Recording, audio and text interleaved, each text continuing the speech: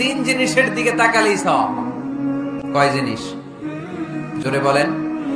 এক নাম্বার আন-নাযার ইলাল মুসহাফ, কোরআনের দিকে তাকালেই সওয়াব, পড়া লাগবে না, পড়লে তো সওয়াব আছে, তাকানো মাত্রই। দুই নাম্বার আন-নাযার ইলা ওয়াজহিল ওয়ালিদাইন, মা বাবার চেহারা, মা বাবার খেদমত করলে তো সওয়াব আছেই, টাকা দিলে তো সওয়াব আছেই, কিন্তু মা বাবার চেহারার নজরের দিকে যদি রহমতের নজরে একবার তাকান, একটা কবুল হজ করলে যেই সওয়াব, ওই সওয়াব আমল নামাই দিবে কে?